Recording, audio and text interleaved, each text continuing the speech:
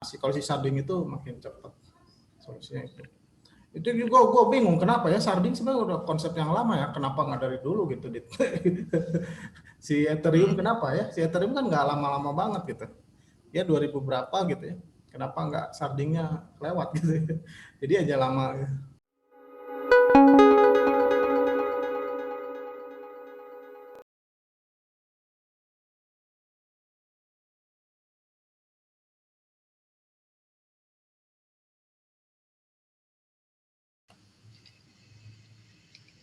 Halo teman-teman, ketemu lagi di acara Investor Crypto.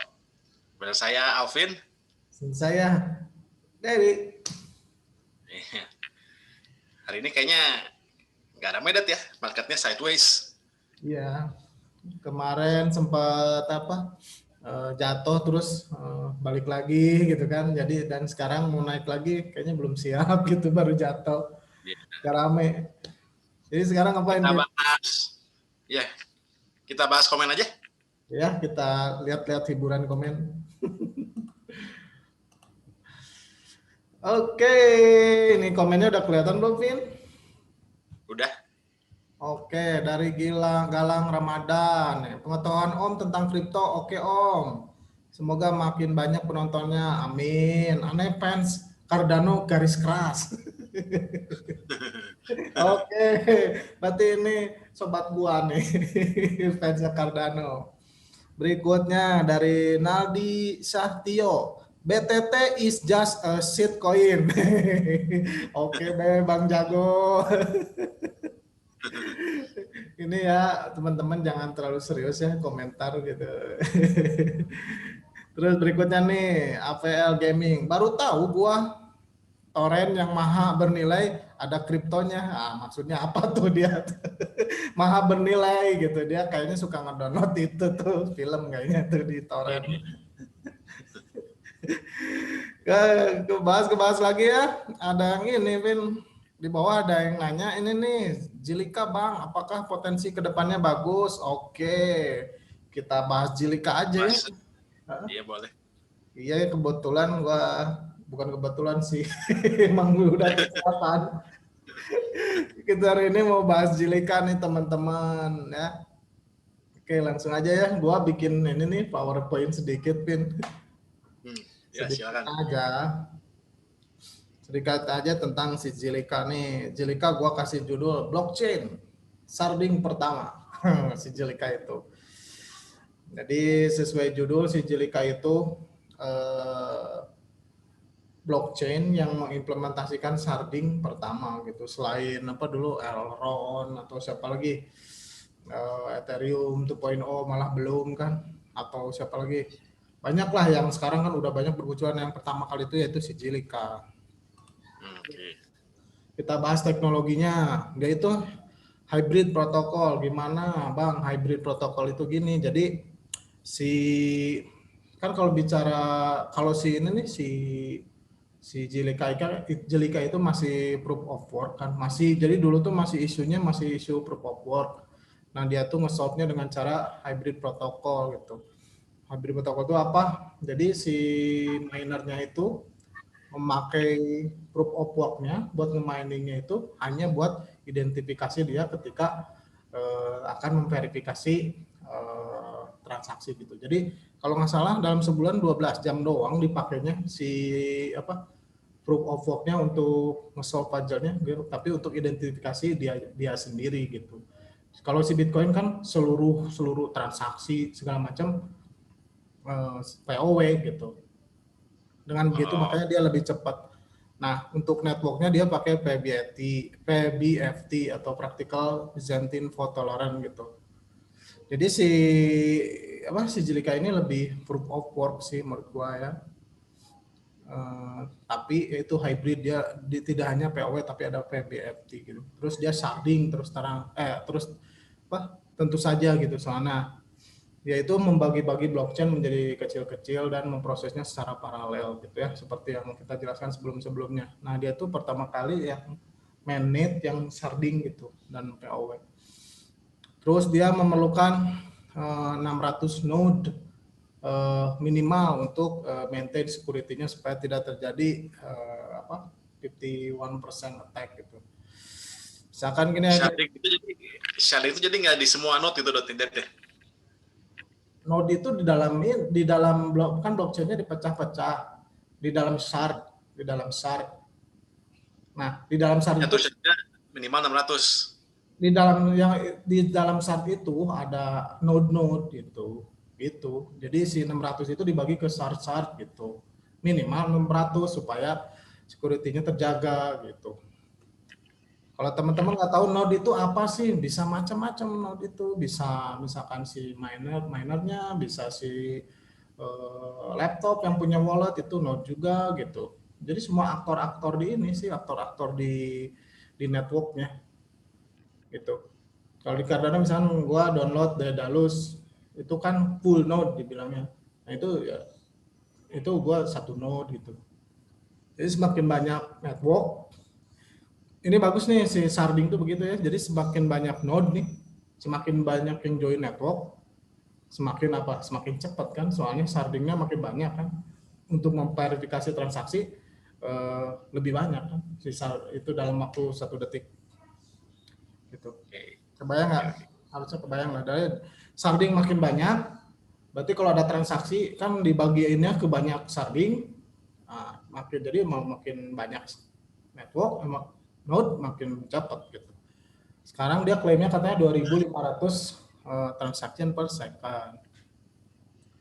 Itu jadi bagus nih. Ya itu kan kalau si Bitcoin makin gede network, makin berat kan sekarang untuk biaya untuk memverifikasinya gitu. Nah kalau si makin berat dan makin cepat, kalau si sharding itu makin cepat solusinya itu. Itu juga gue bingung kenapa ya sharding sebenarnya udah konsep yang lama ya, kenapa nggak dari dulu gitu. Si Ethereum kenapa ya? Si Ethereum kan nggak lama-lama banget gitu. Ya 2000 berapa gitu ya. Kenapa nggak shardingnya lewat gitu ya. Jadi aja lama. Staking, nah ini bedanya dia karena gara-gara apa? Kan dia hybrid.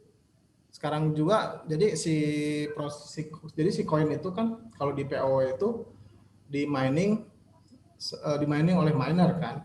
Nah selain itu si Zilliqa juga ada staking. Nah, staking itu ya proses kita nyimpan koin kita di network untuk dipakai dipakai tujuan tertentu gitu. Salah satunya untuk mengamankan security network. Nah itu yang dikasih reward gitu. Cuma bicara teknisnya rada ribet lah. Simpelnya gini lah. Di Zilliqa itu kita bisa staking, tidak hanya di POS doang kayak Cardano, Elrond dan lain-lain gitu. Dia walaupun POW kita bisa staking gitu. Kalau kita nyimpen terus kita dikasih reward gitu. Staking itu bukan hanya mekanisme distribusi koin si Zilliqa aja gitu, selain di mining, tetapi dia ada fungsinya gitu, salah satunya yaitu untuk mengamankan network gitu. Nah si Zilliqa juga udah support smart contract ya. Nama bahasanya itu seal kalau nggak salah. Smart contract language gitu. Nah kan kalau si Ethereum itu Solidity, kalau si Cardano itu Plutus misalkan, Marlow. Nah si Elrond itu apa ada di punya. Nah ini dia smart contract-nya dia bikin sendiri bahasanya gitu. Itu teknologinya ya. Jadi ini rada beda sama yang baru-baru yang kita bahas, bukan proof of stake, tapi dia itu hybrid protokolnya, yaitu dia proof of work untuk identifikasi si minernya ketika protokol konsensusnya berjalan. Nah, dia juga untuk konsensusnya protokol di yang networknya itu pakai PBFT gitu. Jadi dia beda nih, menurut gue ini rada unik sendiri sih ya. Kalau yang lain kan proof of stake semua gitu. Ya, campur-campur ya. Kalau ini dia campur-campur solusinya. Nah, ini gue nggak bilang bagus atau jelek ya. Gue nggak tahu juga kan yang namanya network selain secara teori masuk akal, harus diterbukti juga kan. Ini belum terbukti lah gitu. Yang paling bagus siapa gitu. Ini sebenarnya mirip kayak .com bubble sebenarnya. Dulu kan perusahaan internet banyak banget. Yang survive cuman Amazon, Google, Siapa lagi? Yang angkatan pertama itu loh, Google, Amazon, siapa lagi? Microsoft mungkin ya. Beda lah, Microsoft bukan itu. Kayak Yahoo kan udah kayak mau mati. Dulu Ya, mah kan banyak lah search engine, search ya, engine. Nah, sekarang juga mirip mirip banget, banyak teknologi blockchain yang untuk apa menjawab kebutuhan dunia gitu. Nah, banyak banget, ntar pasti banyak yang mati menurut gua. Nah, yang survive itu paling 10 biji paling menurut gua. Jadi jangan kaget nih, semua orang ngeklaim proyeknya bagus bagus bagus semua gitu, cepat terus apa network fee-nya murah, terus aman, semua ngeklaim itu, terus decentralized gitu, semua ngeklaim itu. Tapi yang ntar kita lihat yang terbukti siapa. Tapi untuk membuktikan itu perlu waktu, seperti Amazon memerlukan waktu untuk eh, bahwa dia perusahaan terbesar kan sekarang gitu. iya, iya. Nah, jadi dia itu ya, kalau bicara apa cryptocurrency namanya ZIL. Terus dia supply-nya 21 miliar. Circulating supply sekarang 11 miliar. Market cap-nya 1,4 miliar. Gitu. Ini si Jirka token itu Sedikit ya. apa? Udah setengah ya, Det ya? Udah setengah lumayan sih menurut gua. Emang dia rada lama sih, udah rada jalan rada lama. Nah, si Zilliqa ini dipakai untuk power si networknya si Zilliqa gitu. Misalkan untuk network fee, untuk reward staking, terus untuk kalau si miner bikin blok baru gitu. Jadi si Zilliqa token itu use case-nya banyak dia. Terus untuk smart contract, deploy smart contract pakai Zilliqa gitu. Oke, oke. Nah, kalau bicara tim ini nih gua agak gimana ya, tengah-tengah ya. Jadi si Zilliqa itu sebenarnya awalnya itu dari NUS. Si itu apa yang National University of Singapore, NUS. Oh ya, Bukan Nanyang ya kayaknya, nasional beda ya ini nih. Nanyang iya kayaknya beda lagi ya? beda, Beda. beda kayaknya, beda, beda. Nah, dia tuh ini kumpulan dari ini apa computer scientist gitu, terus engineer yang ada di NUS sama entrepreneur gitu di Singapura. Emang sih Singapura emang jadi ini sih dia mantap sih menurut gua untuk ekosistem si kripto gitu. Nah, terus dia dulu ketika pertama kali untuk ngedevelop si Zilliqa-nya itu dia well funded nih gitu, dia kayak IPO-nya lah, dia mendapatkan uang 22 juta dolar, jadi lumayan lah buat development USD.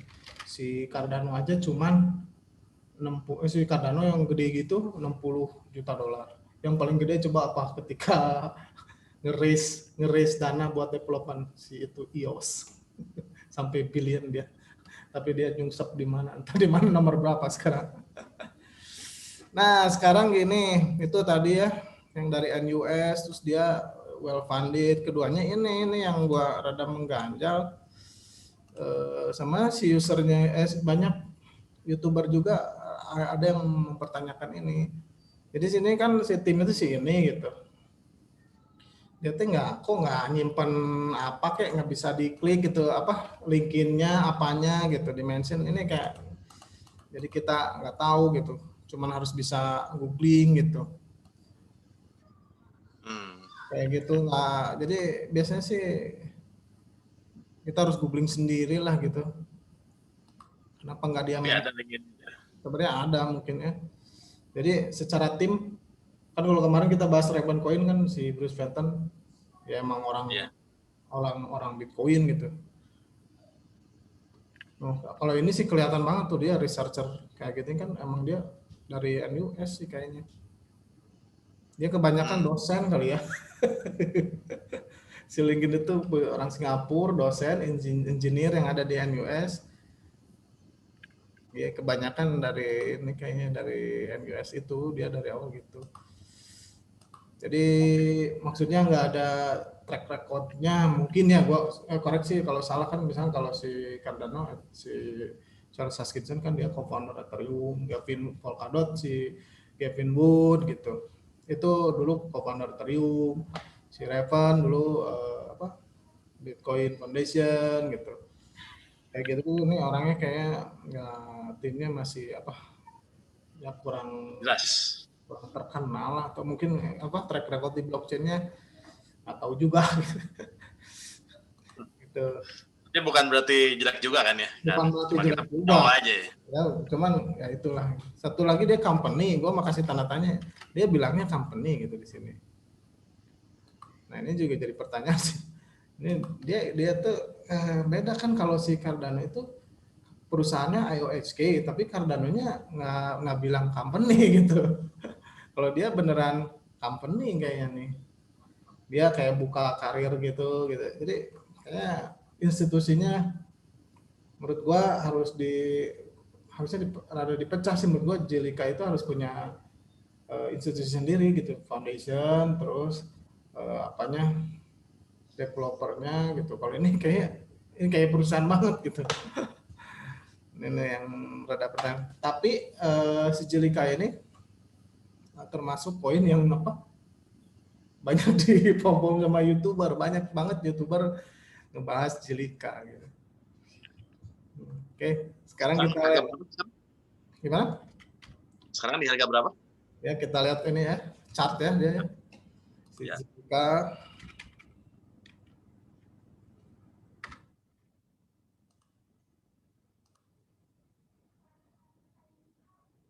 harganya 0,12.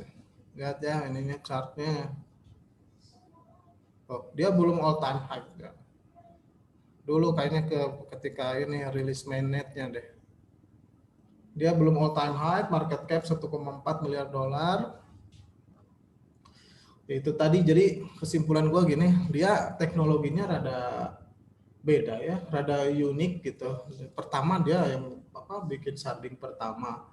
Kedua dia itu hybrid protokol. Dia pakai POW, tapi dia juga pakai PBFT. Dia bisa staking juga kayak kayak POS gitu. Jadi kalau dibilang bagus, ya eh, gua belum bisa bilang bagus semuanya. Sebenarnya sih kayak Ethereum kan sekarang boleh dibilang nggak bagus kan sekarang tuh, walaupun market cap-nya gede gitu.